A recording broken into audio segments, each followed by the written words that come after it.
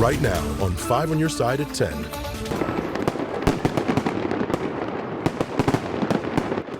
Well, the New Year's fireworks have already been set off in downtown St. Louis, and we're still 2 hours away, though, from ringing in 2025. In New York's Times Square, midnight arrives within the hour. More than 1 million revelers are there to watch the iconic ball drop, and the new year has already arrived in other parts of the world with much fanfare. We want to thank you for joining us on this New Year's Eve. I'm Brent Solomon. Mike and Kelly have the night off. More on the celebrations in just a minute, but first tonight, let's check in with weather impact meteorologist Gary Frank, who says the new year is ushering in a return to winter. Yeah, it's going to feel a little more like it. Brent, good evening and Happy New Year, as we are 2 hours away and we continue to see a little exhaust here, and you can see that it's moving around just like the camera. The wind has still picked up and we still are above freezing, and this is our celebration, right? This is where our nerdy weather department stuff comes up. We're 9 days, 13 hours and 19 minutes above 32 degrees. Well, that's not going to last much longer. That's why we're excited about it, right? Or maybe not excited. Depends on how you look at it. Wind's still picking up, gusts to 25 or 30 miles an hour, and it still feels like it's below freezing here at this hour. But as we continue to look at temperatures here, as we get closer to that mark, it's 35 degrees. We got 2 hours to fall. A northwest breeze at 16 miles an hour, quiet into the overnight hours, and we will hit freezing by tomorrow by the time you see Anthony. But as we talk about Monday and Tuesday, we're starting to get things starting to settle in for the 5th and the 6th as far as the storm system.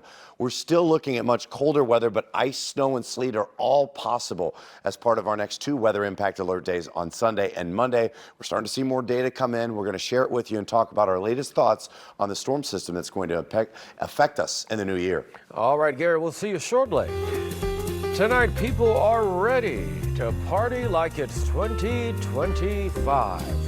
And we have you covered with a look at what's happening in our area. Our Annie Crawl is live at one of the largest New Year's Eve parties in downtown St. Louis. She has a look at how people are celebrating tonight. Hey, Annie. Thanks, Brent. This Party Ignite 2025 is absolutely bumping, as you can hear right now, and people have been absolutely having a blast and a half at Live by Low since about 7 p.m. We've got Tish performing, DJ Sean Mack, and Cedric the Entertainer is going to be right here in St. Louis, ringing in 2025 after his comedic lineup at Chaffetz Arena tonight. But I was at Keener Plaza just a little bit earlier today asking people what makes this day so special, and especially tomorrow. Happy New Year!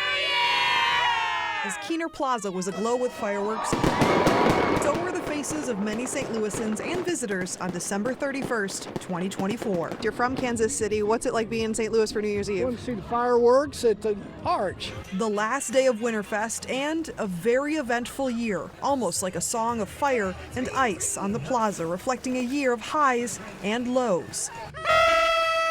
There's not enough time to play 20 questions before 2025, but we can at least ask 5 to sum things up. If we had to describe in one word what 2024 was like, what word would we be using? It was great. Chaotic. What are your hopes for the new year? Win the lottery. Enjoy life. Any predictions for 2025? 2025 is going to be a lot different. I'm still excited about it. I have chosen to not procrastinate anymore, so that's one of my New Year's resolutions.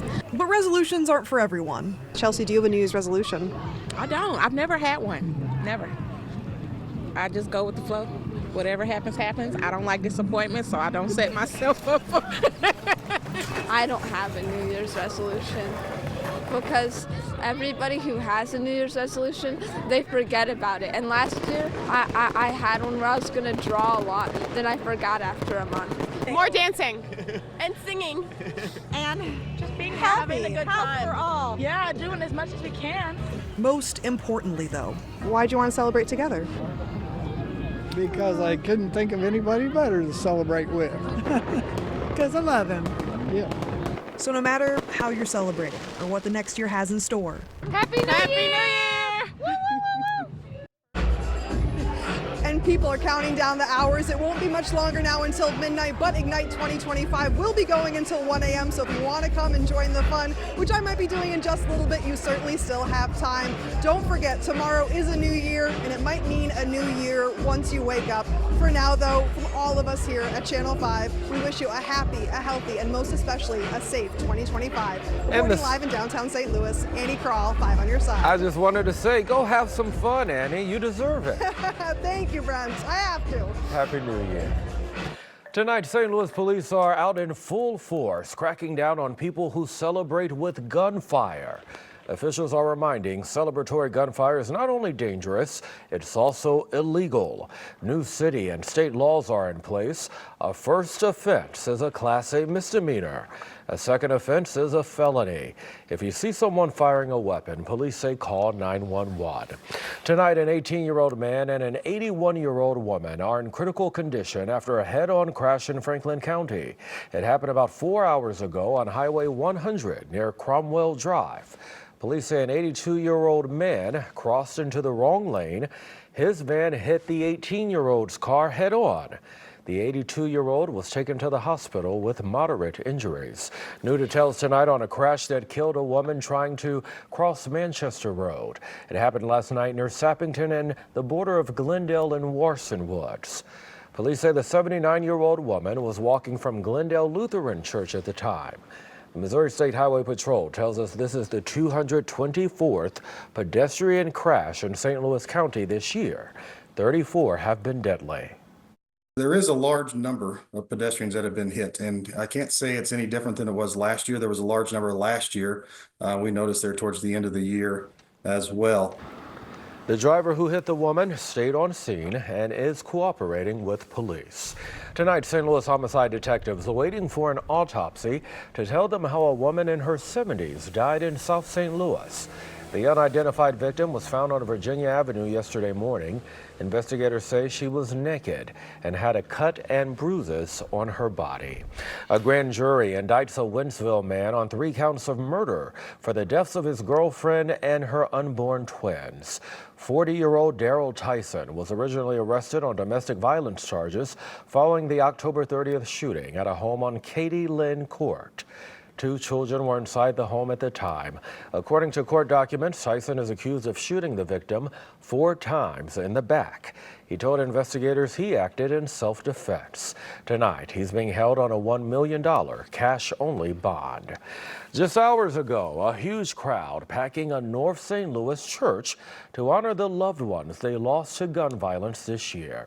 And new tonight, 5 on your side's Robert Townsend takes us to the somber service. From a heartbroken Jenny's mom mourning her son killed in late spring. He was the best son I could have ever asked for. To the master of ceremony missing his sister, murdered more than a decade ago. My baby sister was simply driving down Page Avenue and she was shot. To even St. Louis Mayor Tashara Jones. We're united in grief. We also find comfort in our shared remembrance of our loved ones. They all gathered at Williams Temple Church of God in Christ in North St. Louis on this New Year's Eve, not to celebrate. Howland Courtwright, 15 years old. But to commemorate their loved ones who lost their lives to gun violence. This year in St. Louis City, 150 people tragically died. In the county, 54. May the 6th, 2024, my beloved son would lose his life for his car. Tundalea Mishaw's son, Daryl Mishaw, was shot and killed outside their Jennings home, hours after starting a new job as a mail carrier and the day after his mom's birthday. My heart is just torn in pieces. My everyday of living is, I can't even explain to you the pain that I'm going through. For more than 30 years, this heart-wrenching candlelight service has been a tearful tradition to also support families of murder victims. Longtime community champion Jeanette Culpepper and families advocating safe streets started it. Ellie Christian, 10 years old. Mothers advocating safe streets have kept the vigil going ever since Culpepper passed away 3 years ago of lymphoma. They need to know that we understand their pain, and that's why we do this. Robert Townsend, 5 on your side. Robert, thanks. A reminder tonight for Missouri drivers. Tomorrow, police will begin their crackdown on the state's hands-free law. It went into effect in 2023, but police have only issued warnings until now. Drivers cannot have their phones in their hand, not even at stoplights. It's a secondary violation, meaning police have to pull you over for another traffic offense. Violators could face a fine of up to $500. Coldest we've been in a while, almost 10 days ago that we've seen temperatures like this, and it's only the beginning. We're going to start to usher in colder air and snow, freezing rain and sleet. We'll talk about those possibilities as we head into the weekend.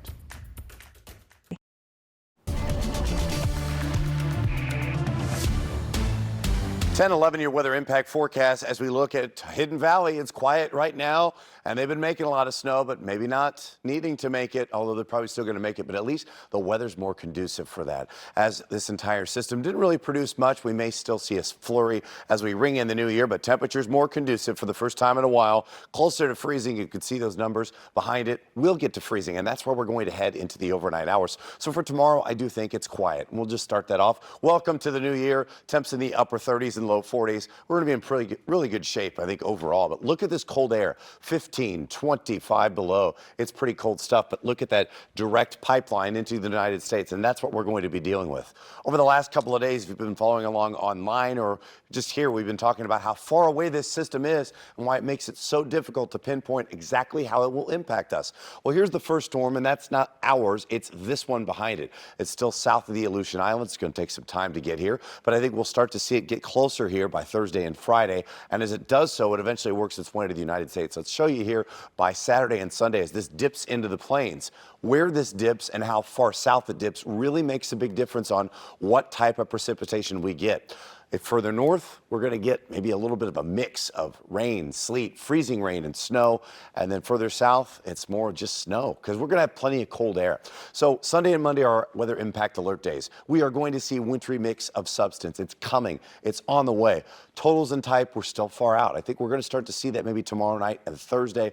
Those are going to be updates that we have for you, but prepare for slow travel regardless. I'll show you a couple of different models to show you what I mean, why we're still far out from this. Because look at 12 o'clock on Sunday at model number 1, snow and then some freezing rain and sleet. And look at the other one at the same time frame. We're talking about a big snow system. So there are lots of variables to be had. And as we look at Sunday and Monday, all types of wintry precipitation will be possible as cold air arrives. We're going to see that. There's no doubt about that. But travel issues in the region and longer commutes are expected, especially as Monday morning starts. But forecast shifts are possible, but just expect measurable wintry precipitation is on the way regardless. It could be this much, it could be a lot. We're still figuring that out, and we'll share that with you throughout the rest of the week. But temperatures will go actually to 45 with a few sprinkles and even flurries later in the day, and then colder as we get into the weekend, and that's our next weather impact alert day, Sunday and Monday. If I had to pick between 2 days, I think Sunday's going to be the longest duration of whatever goes on. So prepare for it and settle in. We'll be prepared and we'll be ready. Thank you, my friend. Well, we've got sports next. Here's Frank Cusimano. Well, we sports fans should have played the lottery today. Everybody won. The Blues, the Billikens, and the Fighting Illini. And we will have it all for you right after this. This 5 on Your Side Sports Report is sponsored by Telly Tire and Auto Centers, driving your way since 1942. Hey, you can say big deal, the Blues beat up on the worst team in hockey, or you can say they are solving the power play dilemma, and they're now a very impressive 9-5-3 under new coach Jim Montgomery. Let's go to Wrigley for the Winter Classic. After the power play goals in the first, the Blues went to a power shot in the second. That's a rocket from Justin Falk, and we have a 3-1 game. The Dylan Holloway dominance continued. This is his 14th goal of the season. The Blues blast the Blackhawks 6-2. Corey Miller has the post-game report from Chicago. Wrigley Field is often called the friendly confines. This New Year's Eve, it was only friendly to one team. The Blues held nothing back in their Winter Classic domination of the rival Blackhawks.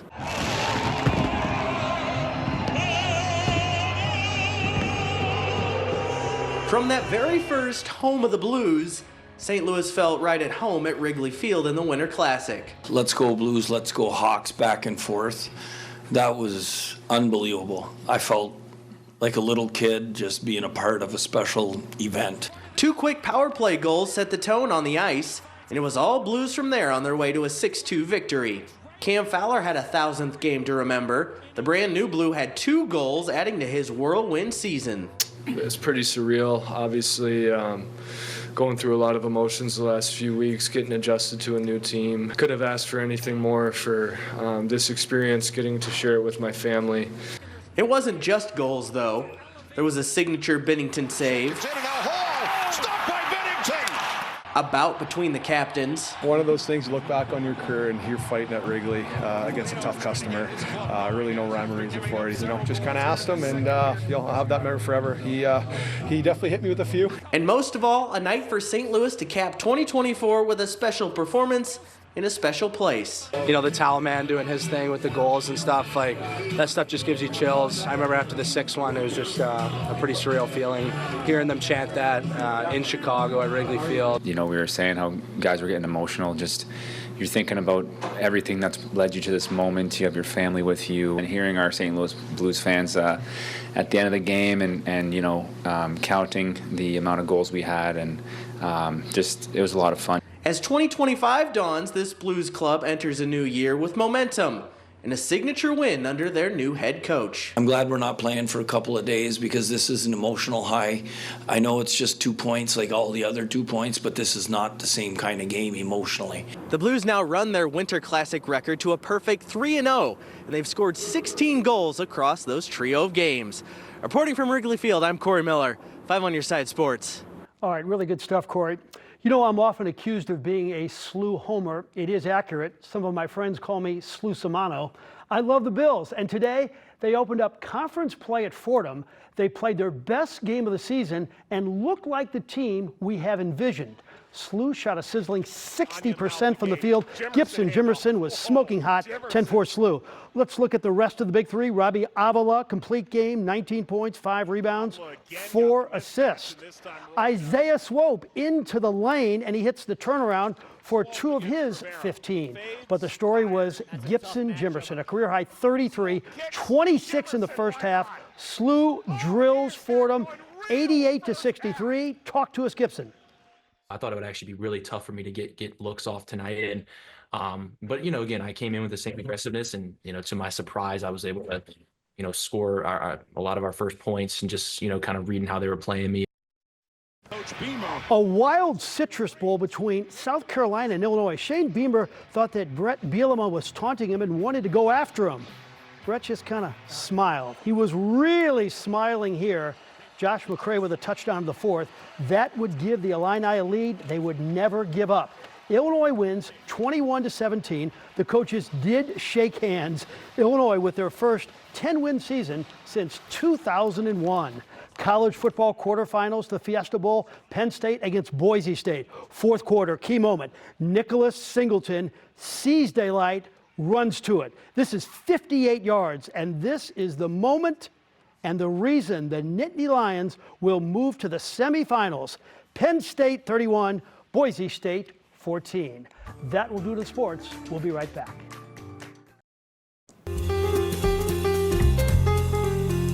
Well, we're still more than 90 minutes away from ringing in the new year here in St. Louis. But right now in New York's Times Square, 2025 arrives in about 35 minutes.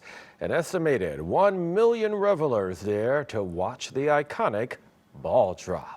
And I tell you what, our temperatures are dropping as we head into the new year, Frank. Yeah, finally getting down below freezing, And we're going to have an identical countdown that says, look at this, we're not going to be above freezing, starting probably at some point Friday and then all the way down for the next few days.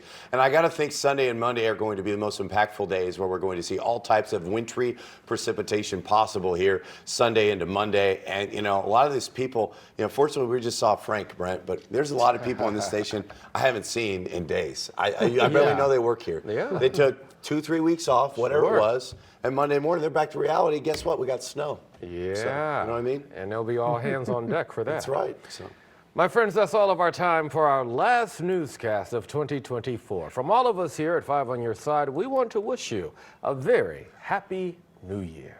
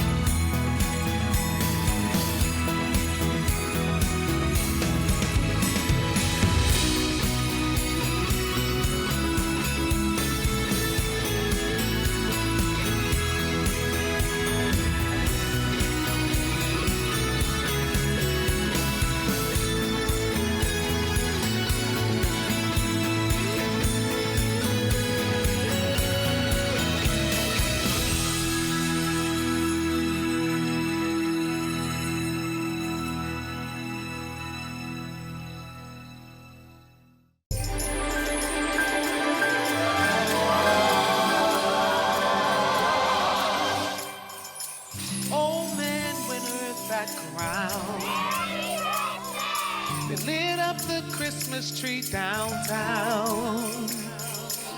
Sparkly lights that fill the season. Anticipation, celebration, I hear bells.